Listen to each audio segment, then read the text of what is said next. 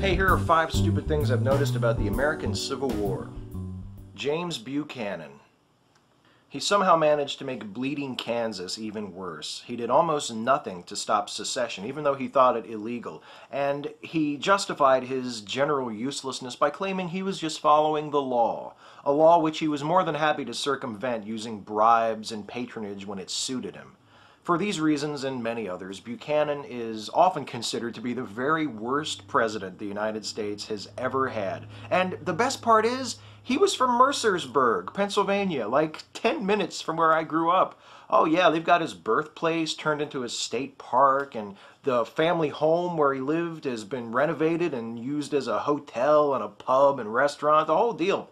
I've never been there. No one else needed a civil war to end slavery. Great Britain ended slavery throughout its empire via legislation, no bloodshed. Ditto for France and Canada and Mexico and most of Central and South America. Hell, Sweden ended slavery in the 14th century, and they didn't need to split the country in half and start killing each other to do it. What the fuck was our problem? Reenactments. I have to be careful here because I know some folks who do reenactments and they're lovely people and I treasure their friendship. But as my old buddy Varjak once said, why the hell would anybody want to reenact the Civil War? I mean, this isn't strictly an American thing. Europe's history is filled with more wars than ours is, and they do reenactments of their battles too, but I just don't get it. You know, I remember a few years ago when they had a memorial service for recently identified remains of soldiers who had been on board the Confederate submarine H.L. Hunley, which sank back during the war. And there were reenactors at the funeral. But the guys being buried weren't reenactors.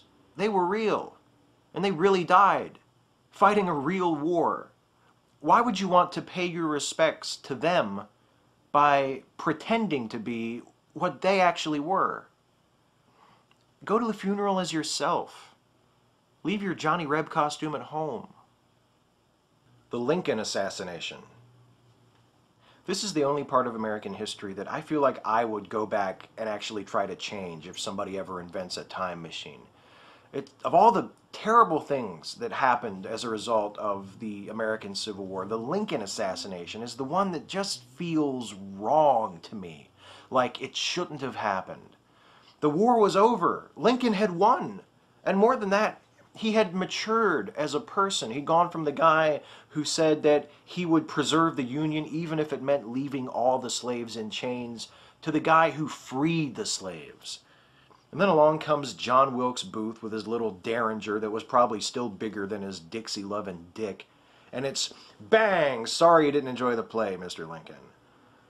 You know, I don't know if it says something about me or it says something about him, but John Wilkes Booth is, of all the historical figures surrounding the Civil War, many of whom were complete assholes, Booth is the only one who can still actually make me mad when I sit here thinking about him 150 years later. The Lost Cause.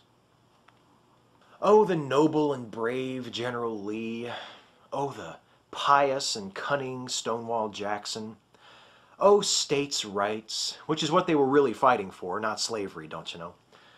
Oh, the romantic antebellum way of life with its rolling plantations and its well-bred gentlemen and elegant ladies and millions of people chained into involuntary servitude.